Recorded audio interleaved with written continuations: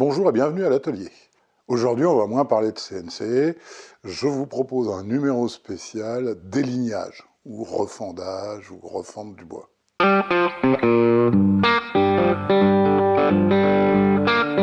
Alors, dans ce petit numéro spécial, il y aura des trucs que vous connaissez déjà, parce que je vais reprendre les bases aussi du réglage, et puis peut-être des choses que vous découvrirez. En gros, l'idée, c'est que, puisque j'ai une CNC pour le détourage, moi, la scie à ruban, je m'en sers pour une seule chose, c'est déligner, c'est-à-dire, en particulier, ouvrir en portefeuille ou en papillon des jolis bois pour faire des tables, découper des plaquettes de bois précieux pour faire des incrustations, ce genre de travail. Donc je fais quasiment que du délignage avec.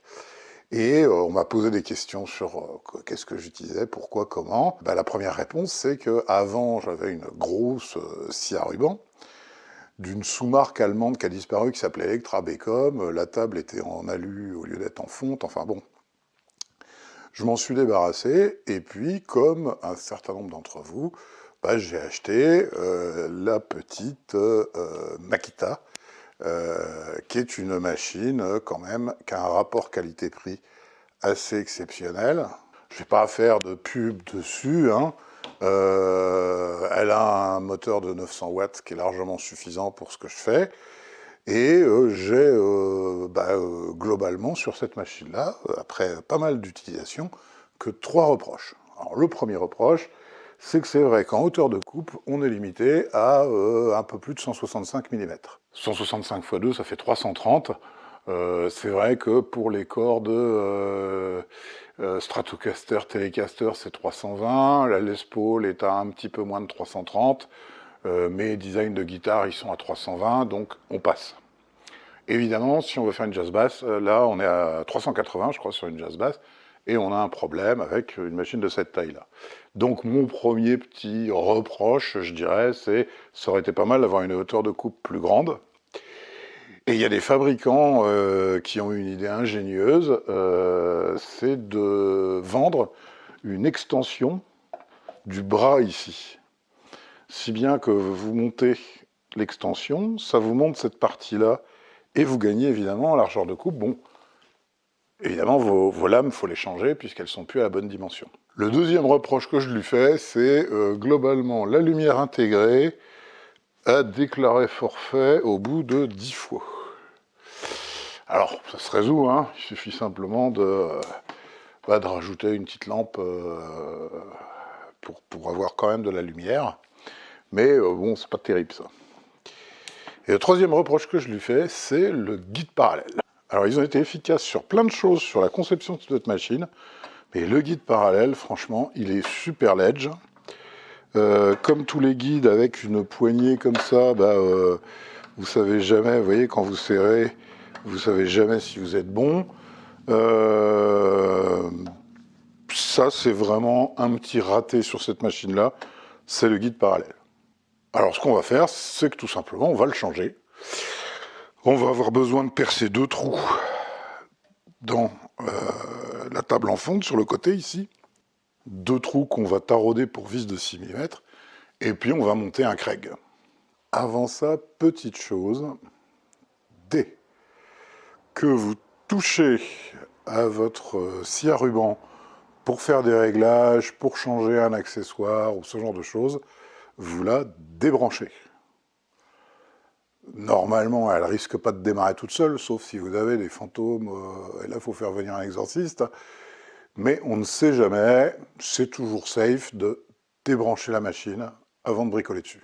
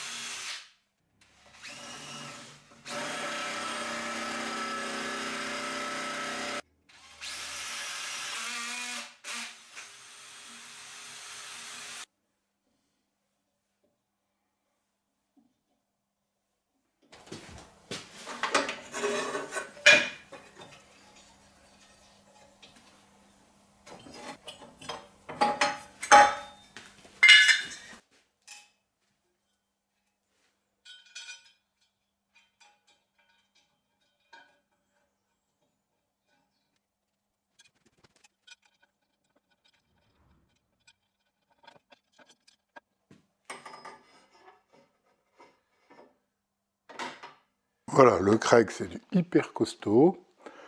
Il a un système de vissage, au lieu d'avoir ce système de bras là, qui bouge. Le seul reproche que je vais lui faire, c'est qu'il est livré avec un truc métallique autocollant qui est en pouce, bien entendu. Donc il faut le remplacer par un truc système métrique. Ça existe en métal souple comme ça, autocollant en système métrique. Sinon, ce qu'on trouve aussi très facilement, c'est de l'autocollant avec l'échelle dessus. C'est ce que j'ai mis là, en attendant.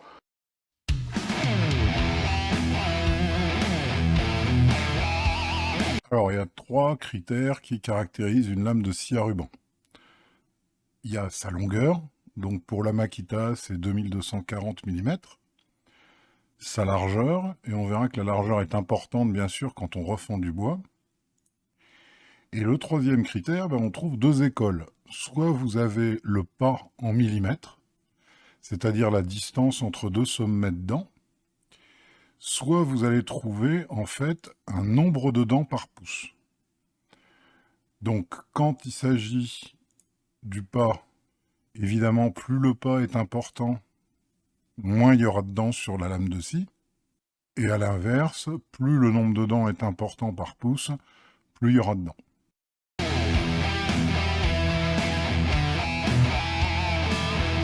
Le problème du nombre de dents est de la taille des gouttières.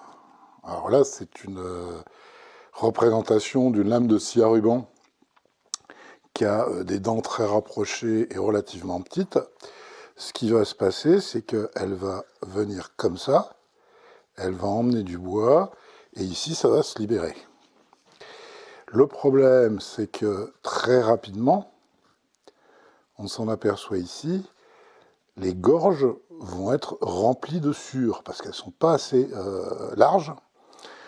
Et donc, ce qui va se passer, c'est qu'évidemment, là, ça ne va plus couper. Comme en plus,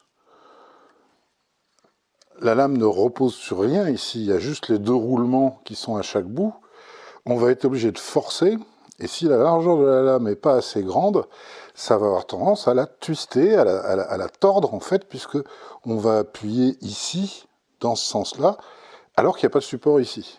Donc non seulement on coupe moins bien, mais en plus il faut forcer, et ça chauffe, et ça a plein d'inconvénients. Donc l'une des idées, c'est de dire, je ne vais pas prendre ce genre de lame, qui est plus une lame pour détourer des cordes de guitare, par exemple. Et ce que je vais faire, c'est que je vais prendre une lame avec moins de dents, plus large, et avec des gouttières un peu plus profondes. Si bien que quand je vais passer, je vais couper, là ça s'évacue au fur et à mesure, et je ne remplis jamais les gouttières. Donc je continue à couper de manière continue. En plus, si j'appuie trop fort, là, la largeur de la lame fait que ce sera très difficile qu'elle se twiste ou qu'elle se torde dans ce sens-là. Première chose, il faut prendre des 4 dents par pouce, ou voire 3 dents par pouce si vous trouvez, et la largeur maximale que vous permet votre scie à ruban. Sur la Makita, on peut monter du 12, du 13, voire du 15. On va changer la lame. Première opération, on détend la lame. Ici, il y a une poignée qui est prévue pour détendre la lame. Là, elle est tendue. On la tourne comme ça et on détend la lame. On vérifie qu'on est débranché du secteur. J'insiste jamais assez là-dessus. Et on va pouvoir ouvrir les 2 capots.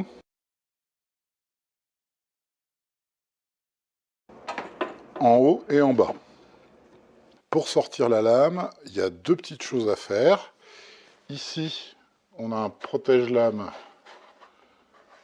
qu'on va pouvoir sortir comme ça, qui est un petit morceau de plastique. Et en dessous de la table, pour protéger, il y a une petite plaque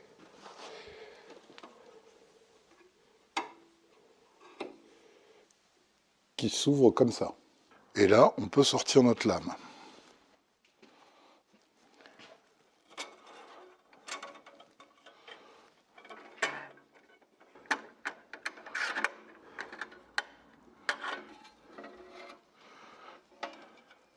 Puis, une deuxième fois, Et on se retrouve avec notre lame qui fait 3 tours. Et là, on va sécuriser parce qu'on ne veut pas qu'elle se rouvre dans notre tronche au milieu de l'atelier avec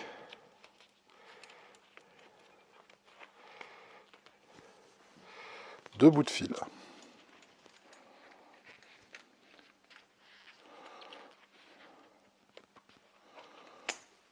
Voilà, ça ne bougera plus. Après avoir dépoussiéré, on va prendre un petit bout d'essuie-tout,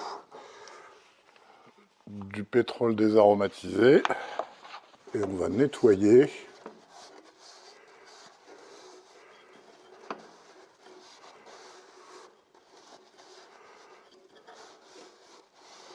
l'extérieur de notre roue.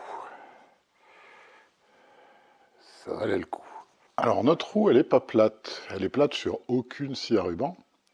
En fait, elle est incurvée comme ça, puisque c'est un caoutchouc. Et ça, c'est important pour positionner la nouvelle lame, comme on va le voir tout à l'heure. Avant d'installer la nouvelle lame, on va desserrer les roulements. Donc sur la Makita, il y a 2 roulements de côté et un roulement au bout, qu'on verra dans un instant. Donc en fait, ils peuvent jouer et sont maintenus par ces 2 boulons. La course du 3e, elle est réglée par ça, ce qui permet de faire déplacer sur un axe.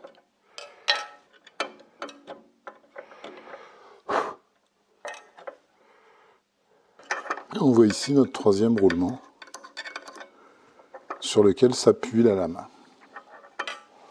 Et on déverrouille aussi les 3 roulements du bas.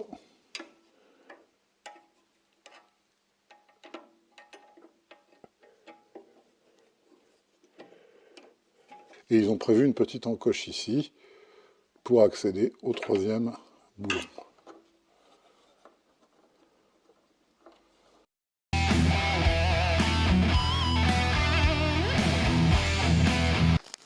Quand on a une lame neuve, la première chose qu'on fait, c'est qu'on la nettoie.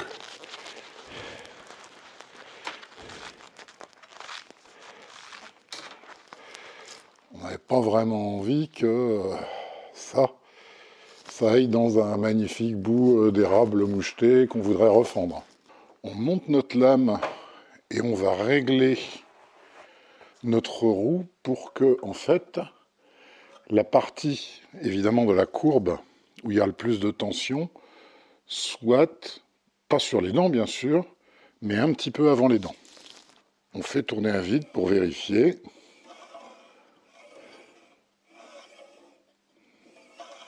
Et là, on est très bien. On règle la tension avec la molette du haut. Et on peut vérifier la tension à la main ici. On doit avoir 3-4 mm de flèche. Un petit truc pour bien régler ces roulements, c'est on repère l'endroit où la lame a été brasée. On marque.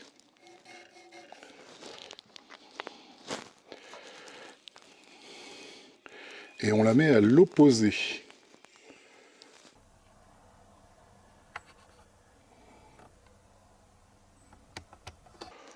Pour chacun des 6 roulements, on va simplement les régler en pliant en 3 une petite cale de papier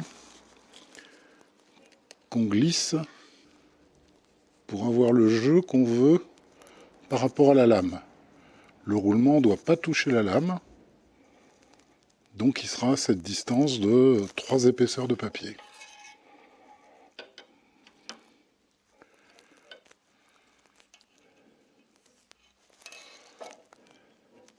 Et les roulements latéraux doivent être les plus proches possibles des gouttières sans arriver au niveau des gouttières. Enfin, on vérifie avec une petite équerre que notre table n'a pas bougé.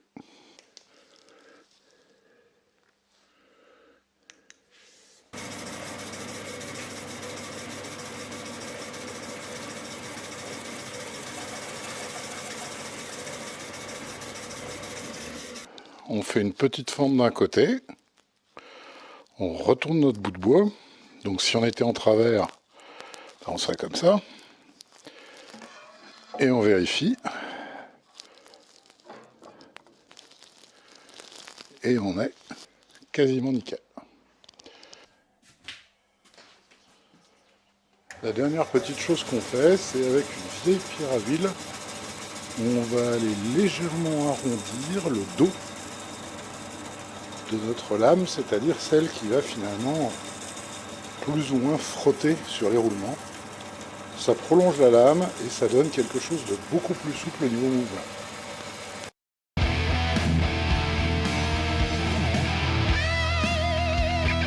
Vaut le coup de regarder d'où vient la dérive, parce que si on comprend pourquoi la lame dérive, eh ben on est capable de résoudre le problème. Donc dans un monde idéal, j'ai mon guide parallèle qui est monté, j'ai ma lame de scie à ruban, et hop, je passe mon bout de bois, et là c'est absolument nickel, je suis aussi bon ici que je suis bon ici. Et ça, malheureusement, ça n'arrive jamais.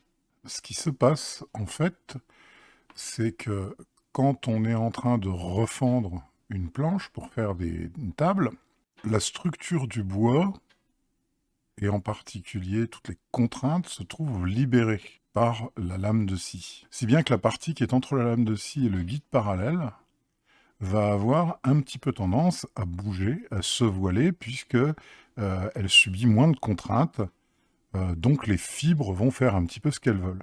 Si bien qu'on va se retrouver, après avoir commencé à refendre, avec la lame de scie qui est ici, alors qu'au départ, elle était ici. Et c'est tout simple à comprendre, comme ici, le guide parallèle, lui, il bouge pas, que cette partie-là commence à se voiler, ça va forcément pousser sur la lame de scie, et donc on commencera à dériver.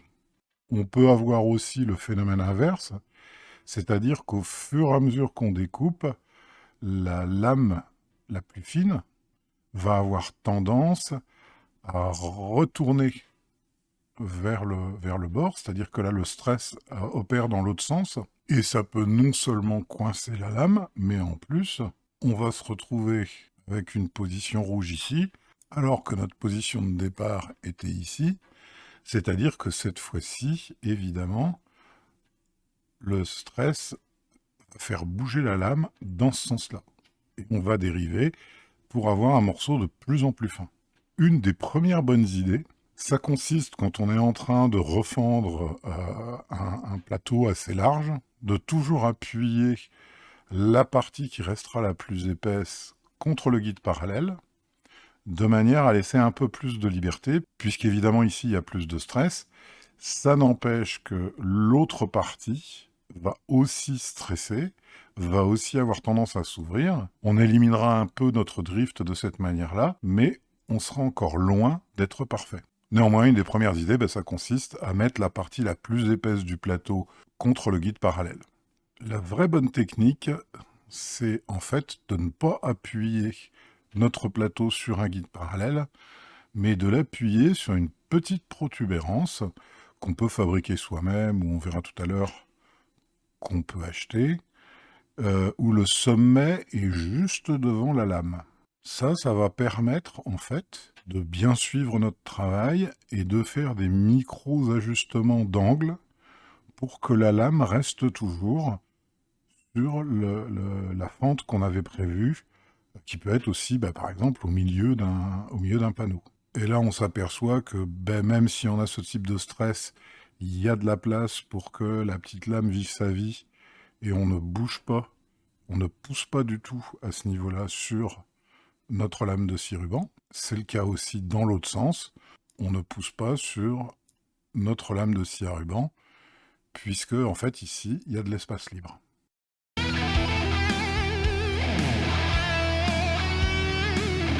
Donc, comme on l'a vu dans les illustrations, il faut avoir une petite surface courbe, c'est ce qui va permettre vraiment de ne plus avoir de dérive, de ne plus avoir de drift. Et il se trouve que Craig fournit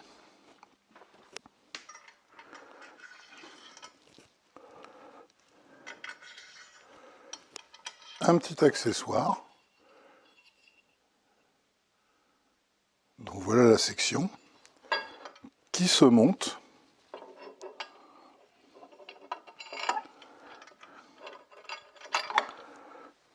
sur mon guide.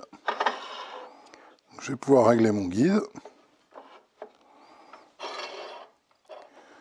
Je règle le dessus juste avant ma lame. Donc je règle le sommet juste avant ma lame. Et je suis prêt à refendre en ayant le contrôle. Et j'ai posé mon ruban avec la règle pour tenir compte du petit dispo en plus. Donc bah, si je veux 12, je règle à 12.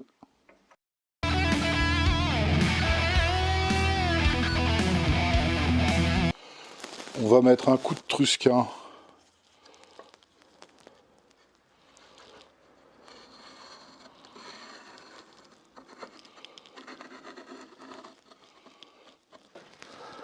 Ainsi qu'à l'extrémité.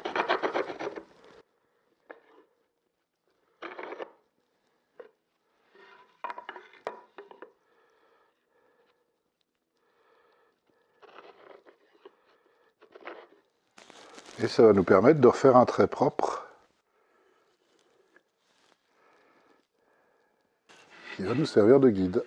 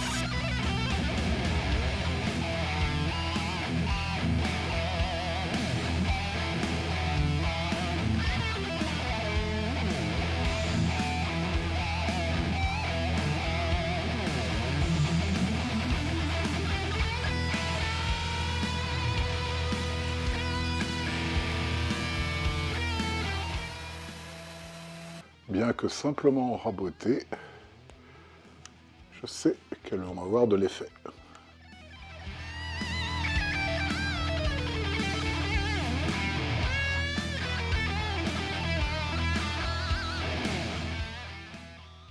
Voilà, j'espère que vous aurez quand même appris quelques petites choses, peut-être pas tout, mais quelques petites choses sur ce numéro spécial délignage.